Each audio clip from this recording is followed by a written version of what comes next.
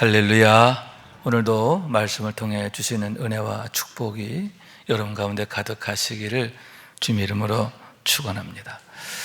오늘은 설 명절 당일이 되다 보니까 아무래도 우리가 함께 예배 드리면서도 각자의 마음들이 조금은 번다하지 않을까 생각하는데, 왜냐하면 이미 어제부터 설 명절이 시작되었고 또 가정들마다 자녀들이 온다든가 또 손주들이 와 있다든가 하면서 이미 아주 시끌시끌하게 되기 때문이다 생각을 하는 거죠. 또 이 자리에는 우리 가족들 오랜만에 자녀들과 함께 예배하는 분들도 계신데 참 시간이 아깝다, 시간 가는 게 아깝다 할 정도로 참으로 복된 시간들이기 때문이다 라고 하는 거죠.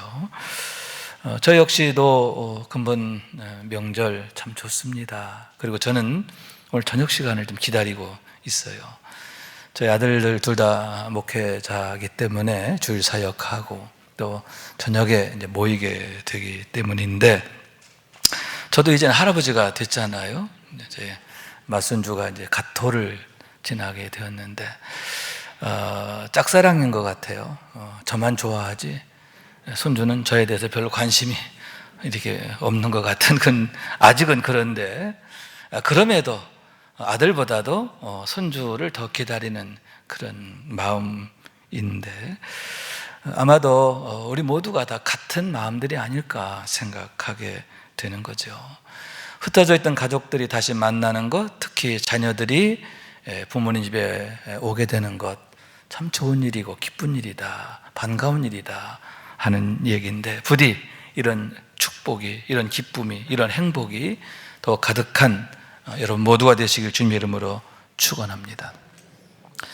그런 어떤 가정의 경우에는 근본 명절이 유독 곤혹스럽고 또 마음이 어렵지 않을까 생각하는데, 차라리 명절이 없었으면 좋겠다 생각하는 분들도 있다라고 하는 거죠.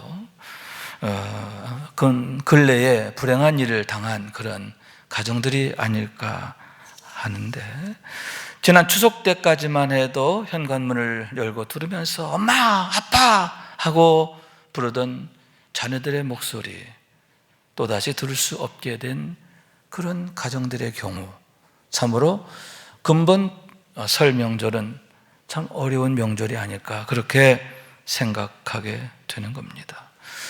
그런 의미에서 여러분, 비록 엇나간 자녀들이라 하더라도 돌아올 가능성이 단 1%라도 있다면 감사한 일이 아닌가 생각하는데, 인생의 모든 문제에 있어서도 마찬가지가 아닌가 하는 거죠. 단 1%가 아니라 0.001%라 하더라도 어떤 희망을 가질 수 있는 상황이라고 한다면 참 다양한 것이고 감사한 일이 아닌가 하는데, 그것 자체가 고마운 것이다 라고 하는 말씀인 거죠. 더구나 그런 과정들 통해서 만약 철이 없던 자녀들이 철들게 되거나 또 하나님을 나의 하나님으로 만나게 된다면 최고의 축복이 되기 때문인데, 왜냐하면 하나님은 선하시고 인자하시고 영원하시기 때문인 줄로 믿습니다. 반드시 대반전을 이루게 하시기 때문인데, 그 미미한 0.001%의 희망이 위대한 100%가 되게 하시는 하나님이시기 때문이다 라고 하는 얘기인 겁니다. 그래서 시편 기자가 말하기를 고난 당하는 것이 내게 유익이라, 이로 말미암아 내가 주의 율례들을 배우게 되었나이다 고백하게 되었고, 눈물로 씨를 뿌리는 사람은 기쁨으로 거두리라, 울며 씨를 뿌리러 나가는 자는 반드시 기쁨으로 그 곡식단을 가지고 돌아오리라 노래하게 되었음을 보게 되는 겁니다. 다시 말해서 여러분, 하나님을 모르는 100년의 삶보다 하나님의 은혜 안에 사는 10년이 더 가치가 있기 때문인데, 에녹의 경우 하나님께서 그를 데려가셨다 이렇게 말씀하고 있는 거죠. 그를 데려가셨다 하는 말씀은 그가 하나님의 생명 안에서 영생하게 되었음에 대한 의미라고 할 수 있는데, 왜 성경에서는 무의미한 삶을 969년을 살았던 무드셀라보다 비록 365년의 짧은 인생을 살았지만 300년 동안 하나님과 동행하였던 에녹을 더 위대하게 말하고 있는가? 왜 에녹의 삶을 모든 인생의 롤 모델로 말씀하고 있는가? 그 이유가 바로 거기에 있음을 보게 되는 겁니다. 여러분, 우리들 역시 에녹처럼 하나님과 동행하는 삶이 되기를 원하는데요, 하나님 없는 천년의 삶보다 하나님과 동행하는 1년의 삶이 더 복된 것을 아는 그런 삶이 되기를 원하는 거예요. 그래서 항상 하나님과 동행하며 은혜와 축복의 주인공으로 사는 우리 모두가 될 수 있기를 주님의 이름으로 축원합니다. 오늘의 말씀은 일명 돌아온 탕자 얘기로 알려진 너무나 유명한 우리 주님의 비유인데, 아버지의 집을 떠났던 탕자가 다시 집에 돌아오게 됨으로 인하여 너무나 기뻐하시는 어떤 아버지에 대한 얘기다라고 하는 말씀입니다. 모두가 잘 아는 얘기지요. 어떤 아버지에게 두 아들이 있었는데 둘째가 자기의 몫을 미리 달라고 떼를 쓰게 되었고 결국 주게 되었다라고 하는 얘기인 겁니다. 당시의 관습은 아버지가 돌아가시면 상속을 하게 되는데, 무도하게도 아들이 아버지가 아직 시퍼렇게 살아계신데도, 아직 건강하게 계신데도 자기의 몫을 미리 달라고 떼를 쓰게 되었다라고 하는 거죠. 그럴 경우에는 여러분, 차자의 경우 원래는 3분의 1을 받게 되지만 이렇듯 미리 받게 되면 거기에서 또 3분의 1로 줄어들게 된다고. 그래서 9분의 1밖에 받을 수 없어요. 장자는 3분의 1을 받고 차자는 3분의 1을 받는 게 원래인데 3분의 1 중에서 또 3분의 1로 줄어든다는 거예요. 그러므로 9분의 1밖에 받을 수 없는 그런 상황임에도 떼를 쓰게 되었고 결국 주게 되었다라고 하는 거죠. 왜냐하면 여러분, 자식 이기는 부모 없잖아요. 자녀가 그렇게 떼를 쓰고 떼를 쓰면 결국 죽고 사는 문제가 아니라면 항복할 수밖에 없는 게 모든 부모들의 같은 모습이 아닌가 생각하게 되는 겁니다. 그러나 여러분, 더 중요한 이유가 있었는데 그것은 잃어버린 아들을 다시 찾기 위한 아버지의 크신 사랑이 거기에 담겨져 있음을 보게 된다라고 하는 얘기인 거죠. 여러분, 그 아들의 모습을 보면 참 맹랑해요. 아버지 생전에 유산을 달라고 하는데 마치 자기 것처럼 요구합니다. 내 몫을 달라는 거죠. 내 거라는 거죠. 내 거가 없으면 다 아버지 거죠. 내 거라는 거죠. 그런데다가 아버지가 주니까 어떡합니까? 며칠 내에 팔아가지고 며칠 만에 떠나는데 어디로 떠나냐? 먼 도시로 갔다. 이렇게 말하고 있는 거죠. 그런 아들의 모습은 그가 지금 어떤 상태에 있는가 하는 것을 보여주는데 그에게는 아버지가 없는 거예요. 아버지란 존재 자체가 그의 생각 속에 없는 거죠. 그와는 반대로 아버지에 대한 사랑은 없고 반대로 세상에 대한 사랑, 세상에 대한 관심, 이것만이 그의 마음속에 가득 차 있는 그러한 영적 내면을 보여주고 있는 그러한 상황이라고 하는 얘기인 거죠. 그러니만큼 여러분, 그런 아들은 이미 탕자예요. 집을 떠나서가 탕자가 아닙니다. 이미 아버지 집에 있지만 아버지가 없는, 그리고 먼 도시로 갔다고 하는 얘기는 어떻게 하면 아버지에게서 벗어날 수 있을까? 더 멀리 벗어날 수 있을까? 아버지를 벗어나고 싶은 마음밖에 없는 아들. 집 안에 있지만 이미 탕자예요. 아들이지만 이름만 아들이지 참 아들이기를 거부하는 그러한 모습이었다라고 하는 거죠. 그런 아들을 보게 되었을 때 아버지의 마음이 얼마나 아프셨을까 하는 그런 얘기인 겁니다. 그래서 아버지께서는 부득이 그 아들을 잠시 세상 한가운데 내어주게 되는데, 왜냐? 그를 망하게 하려 함이 아니라 그를 다시 되찾기 위해서, 당자가 되었는 그 아들을 다시 찾기 위해서 참 아들 되게 하려고 그처럼 그를 내어보내게 되었음을 보게 된다라고 하는 말씀인 거죠. 참 아들이 되기를 원하는, 명목상의 아들이 아니라 진짜 아들이 되기를 원하는 그런 아버지의 간절한 마음이 여기에 나타나 있다라고 하는 겁니다. 그러나 여러분, 그 아들은 그런 아버지의 마음 전혀 모르는 거죠. 어떻게 합니까? 자신의 몫이 주어지니까 바로 돈으로 현금화해가지고 먼 도시로 떠나게 되는데, 가서는 허랑방탕하게 되는 겁니다. 결국 모든 재산 다 탕진하고 돼지 치는 자로 전락하게 되는데, 혹시나 돼지를 치면 돼지가 먹는 쥐엄 열매라도 누가 줄까 하여 그 일을 하게 되었지만, 그것마저도 주는 자가 없어 굶주리게 되는 그런 처지로 전락하게 되었는데, 철이 없었습니다. 세상을 너무나 모르는 거예요. 그런 그로서는 당연한 귀결이 아니었나라고 하는 얘기인 겁니다. 그런데 여러분, 그래서야 그 아들이 깨닫잖아요. 아버지가 얼마나 고마운 분인가를 아는 거예요. 아버지란 존재를 비로소 기억하게 되는 거예요. 아, 내게 이런 아버지가 계셨지. 그리고 아버지 집에서 자기가 아들로 누리던 그 축복들이 얼마나 놀라운 것이고 엄청나고 위대한 것인가. 그리고 그것은 당연한 게 아니라 정말 너무나 큰 은혜였다고 하는 걸, 그걸 비로소 깨닫게 되는 거예요. 그래서 17절 말씀인데, 스스로 돌이켜, 이렇게 말하고 있는 거죠. 스스로 마음을 돌이켜서 아버지께로 돌아가게 되었고, 또 그렇게 되었을 때에 그의 인생의 대반전이 시작되었음을 보게 되는 겁니다. 다시 말해서 여러분, 무엇입니까? 그러한 탕자 아들을 아버지께서는 진작부터 기다리고 또 기다리셨기 때문이 아닙니까?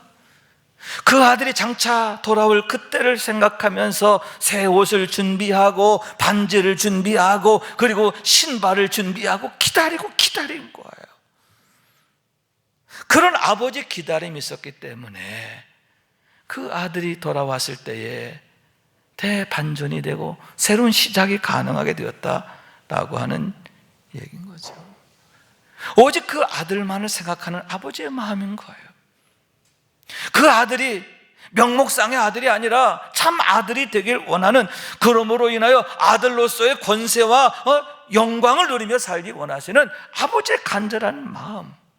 그래서 뭐라고 합니까?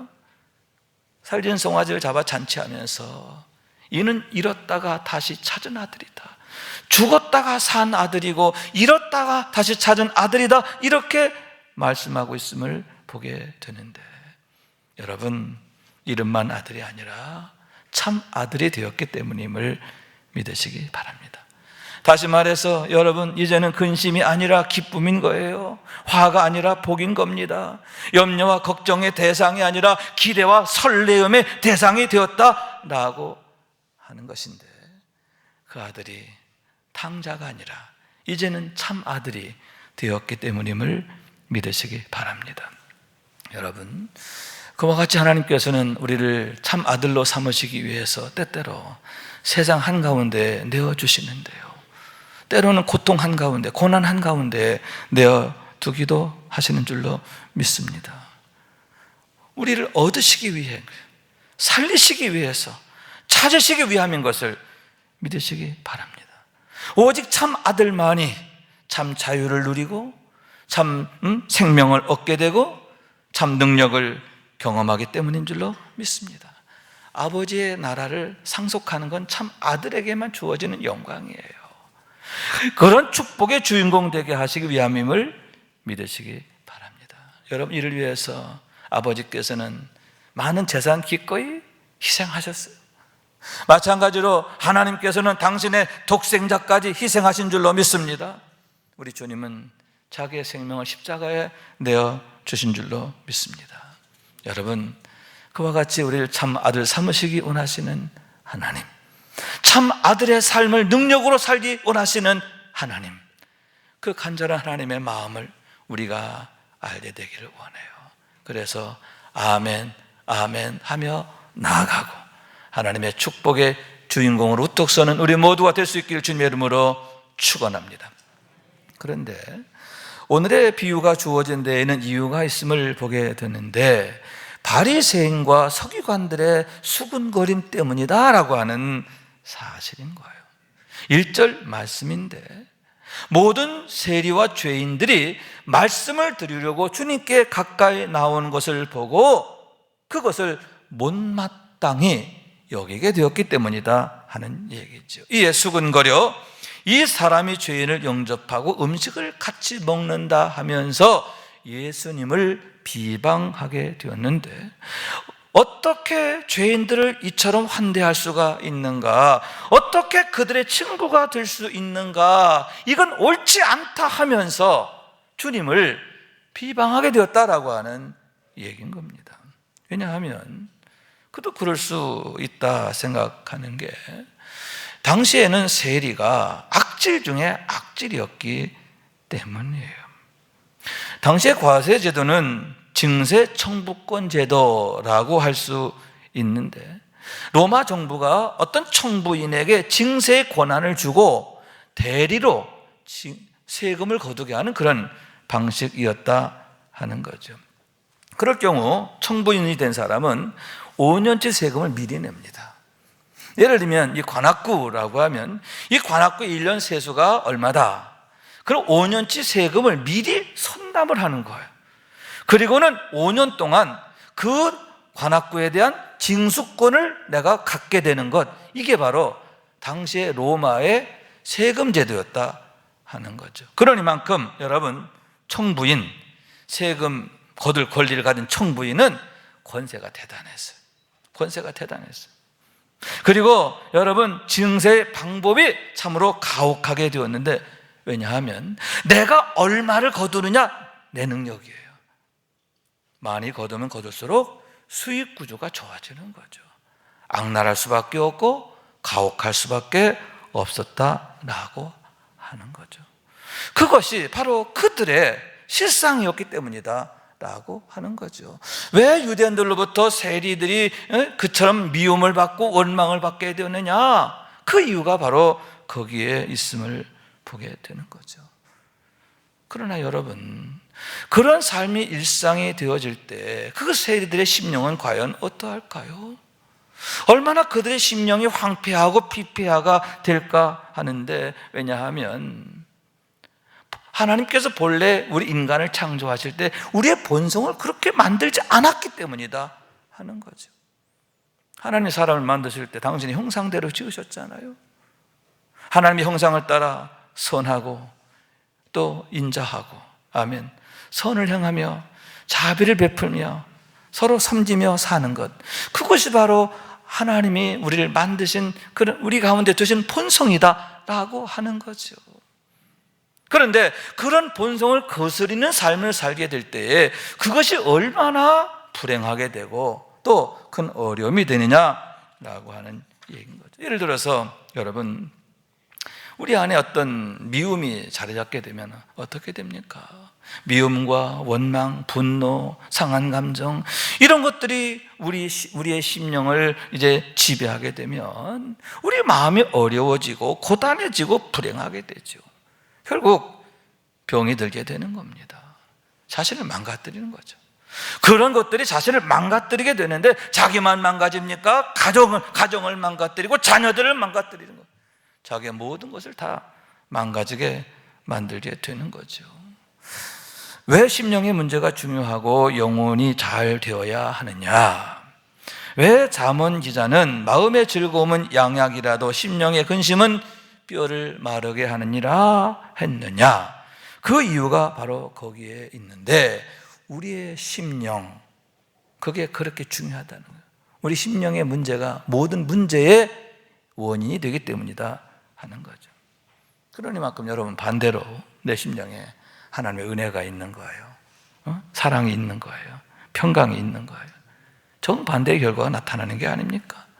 강건하게 되는 줄로 믿습니다. 평안케 되는 줄로 믿습니다.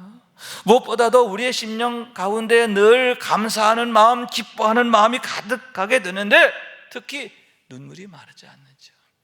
하나님의 구속의 은혜를 생각하면 마음이 뜨거워지고 하나님의 그 크신 사랑을 생각하면 눈물이 그치지를 않게 되는 거죠. 감사의 눈물, 기쁨의 눈물이 늘 내 안에 가득하게 되는 거예요. 마르지 않는다는 거죠. 어려운 이웃을 생각하면 마음이 뜨거워지고 그를 위해 중보하게 기도하고 눈물로 기도하게 되는데 기적을 경험하는 거예요. 왜냐하면 하나님은 경건한 자의 눈물을 보시기 때문인 줄로 믿습니다. 그러니만큼 여러분, 이렇게 심령이 망가질 대로 망가져 있는, 그래서 불행한 삶을 살고 있는 세리와 죄인들이 자신의 문제를 자각하고 주님께 가까이 나오게 되었을 때 주님께서 얼마나 기뻐하셨을까 하는데, 여러분, 유대인들만 당신의 자녀가 아니에요.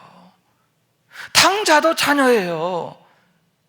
여러분, 부모님 말 잘 듣는 그런 아들만 아들이 아니라 탕자도 역시 아버지에게는 여전히 아들이란 말이죠. 삐뚤어져 있고 엇나가 있고 또 뒤틀려 있는 세리와 죄인들, 그들 역시도 하나님 앞에는 자녀이기 때문에 그들이 죽게 돌아오게 될 때 너무너무 기뻐하시고 너무너무 고마워하셨음을 보게 되는 거지요. 그래서 주님 말씀하십니다. 나는 의인을 부르러 온 것이 아니라 죄인을 부르러 왔노라, 이렇게 말씀하셨고요. 승천하시면서 제자들에게 마지막 남기신 당부가 뭐냐? 그러므로 너희는 가서 모든 족속으로 제자를 삼아 아버지와 아들과 성령의 이름으로 세례를 베풀고 내가 너에게 분부한 모든 것을 가르쳐 지키게 하라. 왜? 그게 축복이 되니까. 그러면서 볼지어다 내가 세상 끝날까지 너희와 항상 함께 있으리라, 이렇게 약속하고 계심을 보는 거죠. 왜 주님께서 제자들을 부르시고 그들을 세상 가운데 보내셨느냐? 왜 그들에게 성령을 주시고 또 그들에게 능력을 주셨느냐? 그 이유가 거기에 있는데, 한 영혼이라도 더 구원하시려고, 탕자된 자들을 다시 돌아오게 하시려고, 다시 찾으려고 그렇게 애타는 마음으로 이 세상을 향해서 역사하셨음을 보게 되는 거예요. 다시 말해서 여러분, 육신을 따르는 자는 육신의 일을, 영을 따르는 자는 영의 일을 생각한다, 이렇게 말씀했고, 육신의 생각은 사망이요 영의 생각은 생명과 평안이라, 이렇게 말씀하고 있는데, 육신을 따르는 삶으로 인하여 멸망 가운데 있는 이들로 하여금 이제는 성령을 따라 살게 함으로 생명과 평안의 삶을 살게 하시기 위함이다 라고 하는 얘기죠. 그래서 세리와 죄인들이 당신께 나오는 걸 비방하던 바리새인과 그 서기관들을 향해서 책망하시며 주님이 오늘의 비유를 말씀하신 거예요. 하나님의 마음이 과연 어디에 있느냐?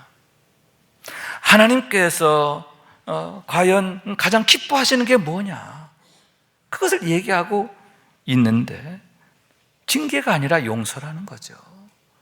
멸망이 아니라 구원인 거예요. 억압된 삶이 아니라 참 자유인의 삶, 죄의 종이 아니라 하나님의 아들로서의 삶이다, 그런 얘기죠. 할렐루야.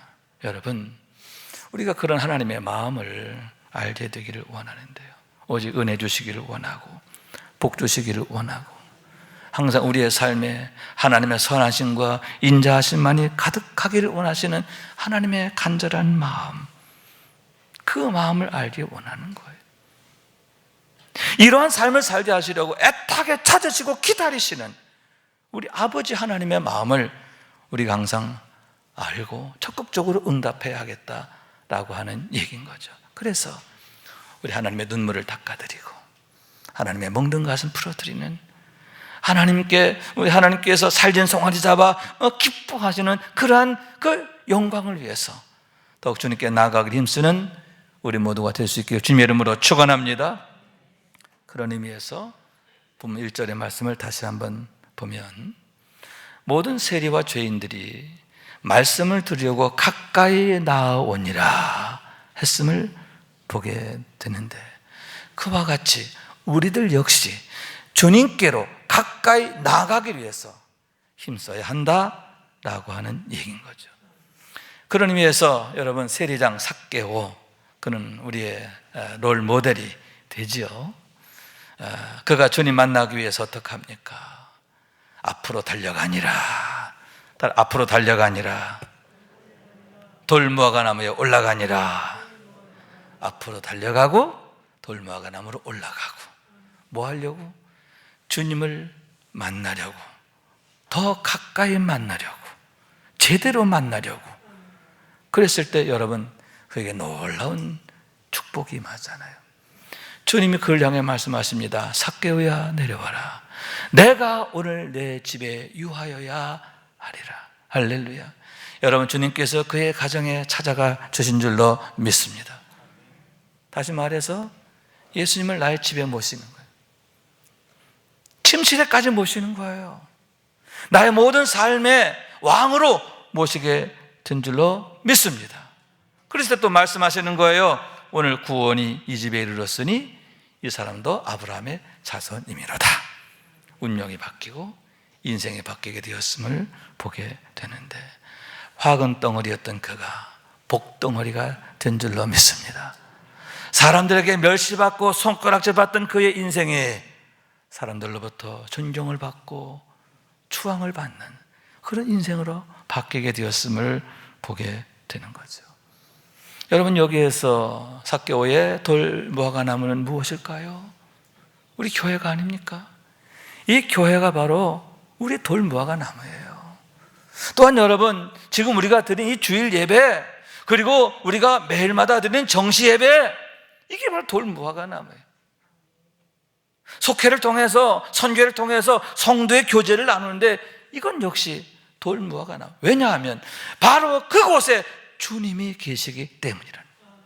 이 교회 안에 주님이 계시고, 예배 가운데 주님이 계시고, 정시 매일 예배를 드릴 때 성령께서, 주님이 성령으로 우리 가운데 계시고 성도의 교제 가운데 계시잖아요. 주님이 계시기 때문에, 그러므로 그곳이 축복의 현장이 되고 기적의 현장이 되기 때문이라고 하는 말씀인 거죠. 여러분, 삭개오처럼 앞으로 달려갑시다. 올라갑시다. 교회 생활, 신앙생활, 교회 생활하면서 뒤처지지 말고 좀 적극적으로 교회 생활하고, 좀 은혜 있는 예배에 힘쓰고, 아멘. 성도의 교제를 통해서 더욱 하나님의 은혜를 경험하게 되고, 아멘. 앞으로 나아가는, 그리고 하나님의 거룩함, 그런 말씀을 향해서, 하나님이 계신 그 자리를 향해서 가까이 나아가는, 그래서 주님 가까이 더욱 다가서게 되기를 원하고 하나님의 은혜를 힘있게 되기를 원하는 거예요. 성령 충만하시고 2023년도 더욱 하나님의 사랑 안에서 하나님 나라의 삶을 능력으로 살게 되는 우리 모두가 될 수 있기를 주님의 이름으로 축원합니다. 말씀 생각하면서 우리 기도하는 마음으로 찬양합니다. 아버지 하나님의 마음, 하나님 아버지의 마음, 아버지 당신의 마음이 있는 곳에 나의 마음이 있기를 원해요.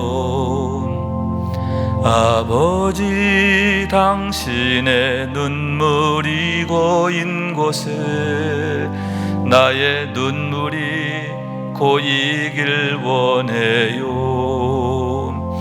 아버지 당신이 바라보는 영혼에게 나의 두 눈이 향하길 원해요.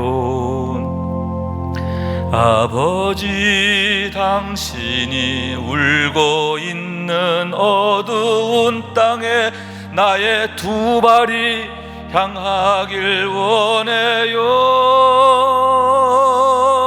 나의 마음이 아버지의 마음 알아. 내 모든 뜻 아버지의 뜻이 될 수 있기를 나의 온 몸 아버지의 마음 알아. 내 모든 삶 당신의 삶 되기를. 다시 한번. 아버지 당신의 마음 있는 곳에 나의 마음이 있기를 원해요. 아버지 당신의 눈물이 고인 곳에 나의 눈물이 고이길 원해요. 아버지 당신이 바라보는 영혼에게 나의 두 눈이 향하길 원해요. 아버지 당신이 울고 있는 어두운 땅에 나의 두 발이 향하길 원해요. 나의 마음이 아버지의 마음 알아. 내 모든 뜻 아버지의 뜻이 될 수 있기를. 나의 온 몸이 아버지의 마음 알아. 내 모든 삶 당신의 삶 되기를.